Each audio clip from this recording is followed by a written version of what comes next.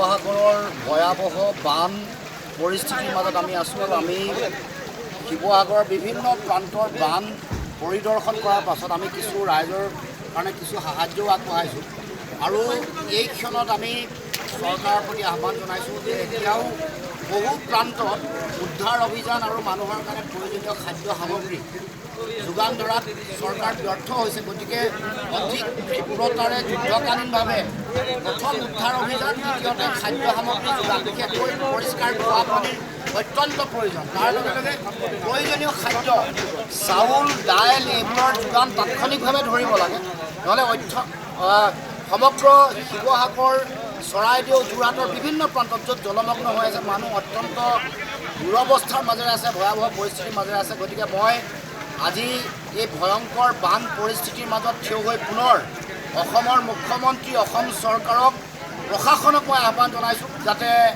এই গোটেই প্ৰক্ৰিয়াটো অতি ক্ষিপ্ৰতাৰে তেওঁলোকে আগবঢ়াই লৈ যায়। যুদ্ধকালীনভাৱে উদ্ধাৰ আৰু মানুহক সংস্থাপন, মানুহক খাদ্য সামগ্ৰী যোগান ধৰা, মানুহক চিকিৎসা সেৱা যোগান ধৰা, তাৰ লগে লগে আমাৰ শিশু আৰু প্ৰসূতিৰ কাৰণে বিশেষ ব্যৱস্থা গ্ৰহণ কৰিবৰ কাৰণে আমি দাবী উত্থাপন কৰিছোঁ। কাৰণ অত্যন্ত ভয়ংকৰ ভয়াৱহ বান পৰিস্থিতি, এনেকুৱা ধৰণৰ বানপানীৰ সন্মুখীন শিৱসাগৰবাসী ৰাইজ, এনেকুৱা বানপানীৰ সন্মুখীন চৰাইদেউ জিলাবাসী ৰাইজ বা যোৰহাটৰ বিভিন্ন প্ৰান্তৰ মানুহে কেতিয়াও হোৱা নাছিল।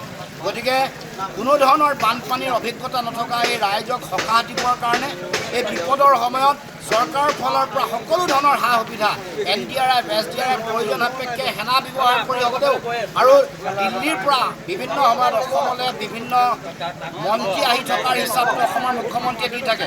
প্ৰধানমন্ত্ৰী বহুতবাৰ আহিছে, গৃহমন্ত্ৰী বহুতবাৰ আহিছে, হিচাপ নিকাচ অসমৰ মুখ্যমন্ত্ৰীয়ে দি থাকে।